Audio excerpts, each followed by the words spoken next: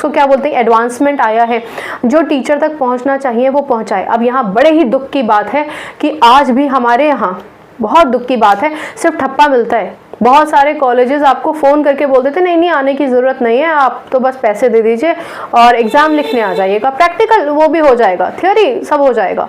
ये बहुत ज़्यादा गलत है। अब ये मुझे नहीं मालूम कि यूजीसी फिर रिकॉग्नाइज़ कैसे करती है, और यहाँ जो एक पॉइंट है मॉनिटर, तो वो मॉनिटर कैसे करती है, ये मेरा एक कंसर्न है। अगर कोई एजुकेशन डिपार्टमेंट का हो तो प्लीज़ बताइए कि ये कंसर्न को कैसे कॉम्बैट किया जाए, ठीक है। तो सर्वे कंडक्ट कराना, अगर आप सर्वेस कंडक्ट कराएंगे, और आपको ये देखना है कि टीचर का कमर्शलाइजेशन ना हो जाए। ये वर्ड कमर्शलाइजेशन मैंने किताब से ही निकाला है, उसमें लिखा था कि ये इंश्योर करे एनसीटीई कि टीचर का कमर्शलाइजेशन ना हो जाए। टीचर एक्चुअली पूरे अपने स्वरूप में बेहतर तरीके से जो उन्होंने पढ़ा है, जो उन्होंने समझा है, जो उन्होंने नए एडवांसमेंट अपने अंदर लेकर आए हैं, उनको बच्चों तक पहुँचाएँ।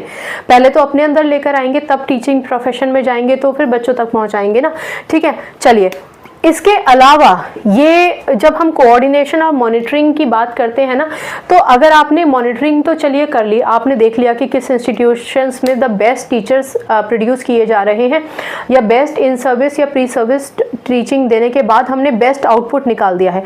अब इसको जज करने के लिए एनसीटीई ने एक अप्रेजल रिपोर्ट बनाई है, ठीक है ना। अप्रेजल रिपोर्ट का क्या मतलब होता है, अप्रेजल रिपोर्ट का मतलब होता है किसी भी चीज़ को इन्होंने परफॉर्मेंस अप्रेजल रिपोर्ट, जो आपने परफॉर्म किया है उसके हिसाब से एक रिपोर्ट आपकी सबमिट की जाएगी, और उस रिपोर्ट के आधार पे पता चलेगा, जैसे स्टूडेंट्स का रिपोर्ट कार्ड होता है, तो उससे पता चलेगा कि किस तरीके से हम काम कर रहे हैं या किस तरीके से इंस्टीट्यूशंस काम कर रहे हैं।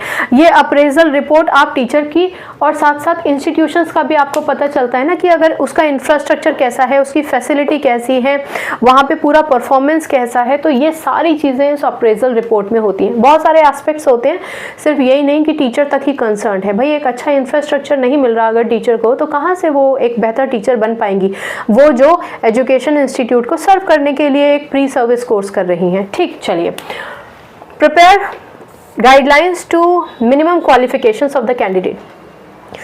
बहुत पुरानी अगर आप फिल्में देखेंगे तो उसमें कोई व्यक्ति जिसको पढ़ाने में इंटरेस्ट है या फिर वो नौकरी की चाहत में है, तो आस पास के स्कूल में जाके सर्व कर देते थे। अब ऐसा नहीं है, एनसीटी ने प्रॉपर गाइडलाइंस दी हैं। उन्होंने कहा या तो बीएड करेंगे आप, एमएड करेंगे, डीएलएड करेंगे, बीएलएड करेंगे, डिफरेंट कोर्सेज हैं, इंटीग्रेटेड बीएड करेंगे, उसके बाद सीटेट होगा, टेट होगा। तो ये क्या है, ये है कि टीचर अपने आप को लगातार इम्प्रोवाइज करता जाए, लगातार मिलरेशन करता जाए, उसका प्रोग्रेस लगातार होना चाहिए।